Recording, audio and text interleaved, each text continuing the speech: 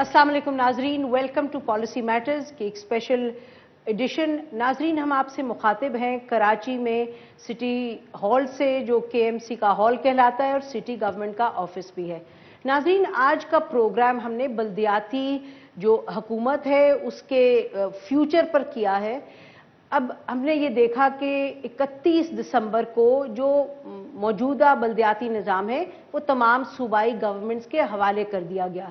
अब आने वाले दिनों में सूबाई हुकूमतें इस मौजूदा निज़ाम को किस तरह तब्दील करती हैं, क्या करती हैं, उस पर नाजरीन गुफ्तगू होगी। ये याद रहे कि जो लोकल गवर्नमेंट का सिस्टम है वो किसी भी जमहूरियत की बुनियाद है, और उसी अहमियत को मद्देनज़र रखते हुए नाजरीन हमने 3 मुख्तलिफ अरा के लोगों को यहाँ मदऊ किया है। 3 मुख्तलिफ ग्रुप्स ही कह लीजिएगा उनके रिप्रेजेंटेटिव्स को। ये सवाल के आने वाले दिनों में लोकल गवर्नमेंट का क्या शेप होगा, क्या तरीक़ाकार होगा, उसका ढांचा कैसा होगा, इस सवाल का जो जवाब आएगा वो सूबाई हुकूमतें देंगी। किसी हद तक जो नाज़मीन है, जो उनका इनपुट है, उससे शायद इन्फ्लुएंस हो। और नाज़रीन, डिस्ट्रिक्ट मैनेजमेंट जो है, उसके जो लोग हैं, उनकी जो सोच है, वो यकीनन इस पर असरअंदाज होगी।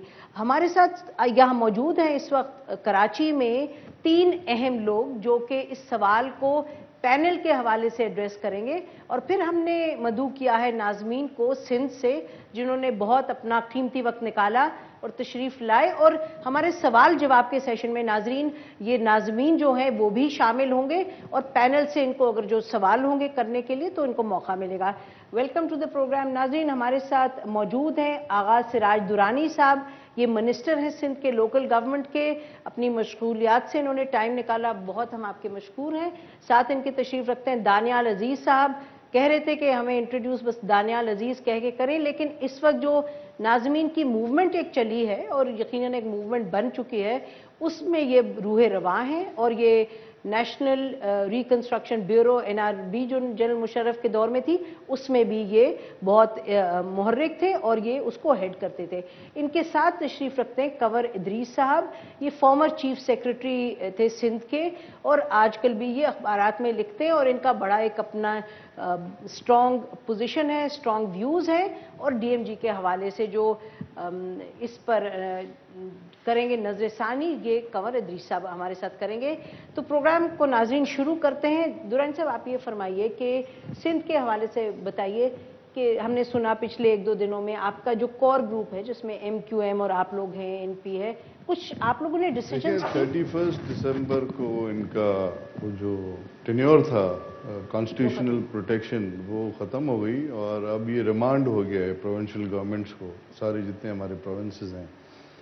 तो अब हम जो हमारे 7 इत्तेहादी हैं, उसमें मुत्तहिदा कौमी मूवमेंट है, फंक्शनल लीग है, ANP है, कुछ हमारे काफ लीग के दोस्त भी हैं जो हमारे साथ हैं।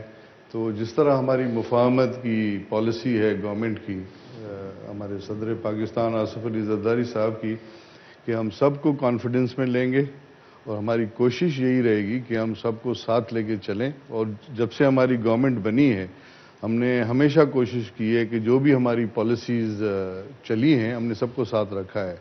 तो यहाँ पे हमारी कोर कमिटीज़ हैं जिसमें हम हमेशा बैठे रहें, और हमने ये डिसीजंस ली हैं। और कल भी हमारी एक मीटिंग थी कोर कमेटी की, जो पोस्टपोन हो गई थी बिकॉज हमारे जो पार्टनर्स थे, कोलिशन पार्टनर्स, उनका कोई प्रोग्राम था शहर में, तो पोस्टपोन हो नहीं पाई। लेकिन फिर भी खबर ये निकली जो कुछ दिन पहले आपके यहाँ मीटिंग हुई थी कि आप लोगों ने ये तय किया कि जो एडमिनिस्ट्रेटर्स एक तो अपॉइंट होंगे और वो गैर सियासी होंगे। इसमें कितनी हकीकत है? देखिए, अकॉर्डिंग टू द एनवायरनमेंट, उसमें ये होता है कि जब नई इलेक्शंस आप कराएंगे तो 90 डेज के अंदर आपको एक न्यूट्रल सेटअप आना चाहिए, जो इस सिस्टम में नहीं है। जो प्रेजेंट सिस्टम है, इसमें ये सिस्टम यानी 90 डेज के लिए आना चाहिए।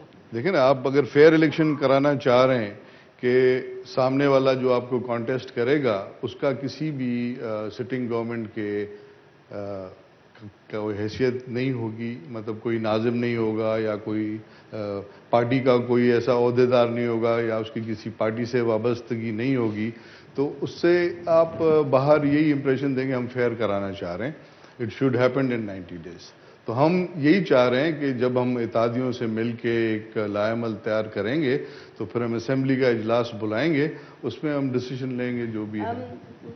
دانیال, آپ لوگوں کی طرف سے جو بار بار سوال اٹھ رہا ہے وہ یہی اٹھ رہا ہے کہ ایڈمنسٹریٹرز کی اپوائنٹمنٹ کے حوالے سے کہ کیوں ہوں گے اپوائنٹمنٹ, یہ کانسٹیٹیوشن سے برعکس ایک چیز ہے, اور اگر اپوائنٹ ہوں گے تو نان پولیٹیکل تو کہنے کو ہوں گے لیکن بیوروکریٹک ہوں گے اور انفلوئنس کریں گے آؤٹ جو کم ہیں.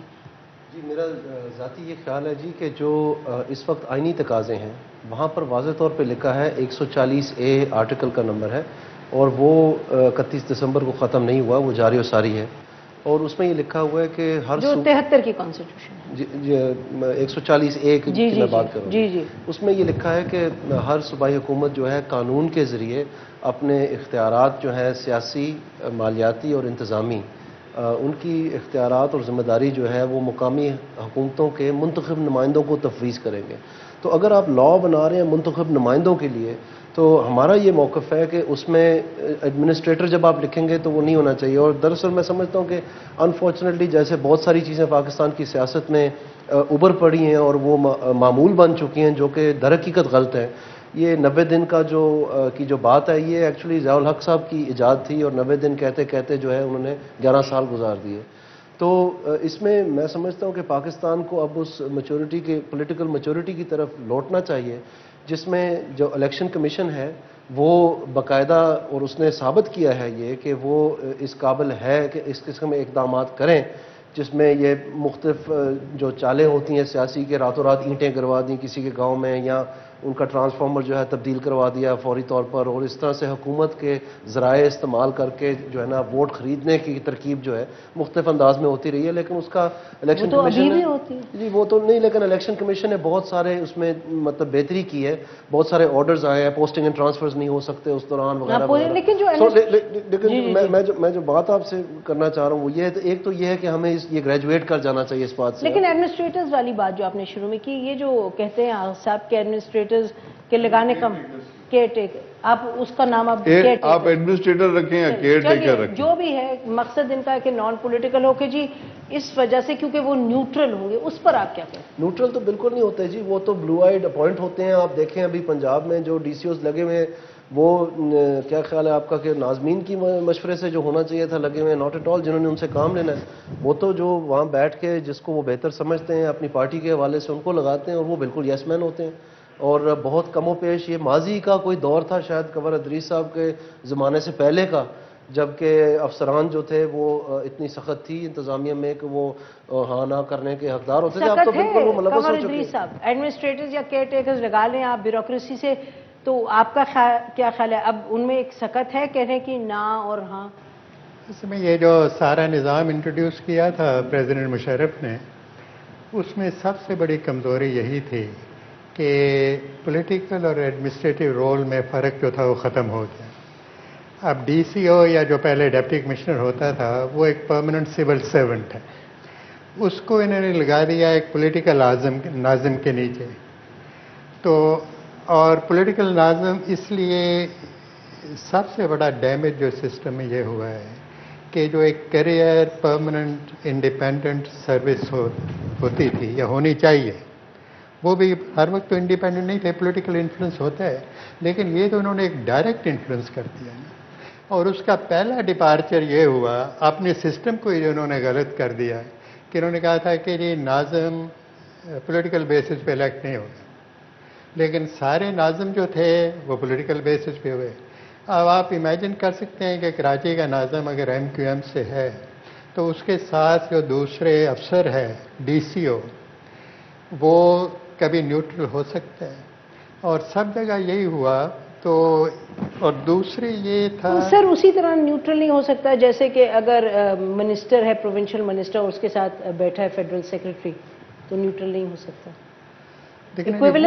وہ تو ایک پالیسی میکنگ بات ہے نا, اس میں تو ہر ڈیسیشن فائل پہ ہوتی ہے.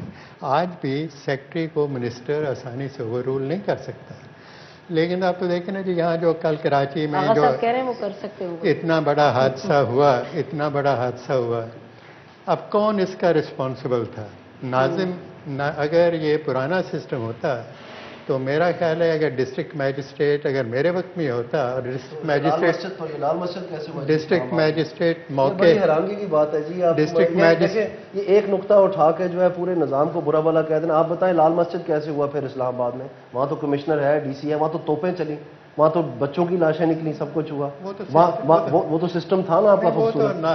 آپ یہ بات کیوں نہیں کرتے کہ جو پاکستان کی عزت نفس ہے, ہماری سیاسی ریڑھ کی ہڈی جو ہے مقامی سطح پر, اس کو مجروح کر کے برطانوی راج کے فرنگیوں کے نظام کو استعمال کر کے اس وقت بات کر رہے ہیں اس نظام کو, موجودہ نظام کو بدلنے کی. ایک بریک کے بعد اسی گفتگو کو جاری رکھتے ہیں.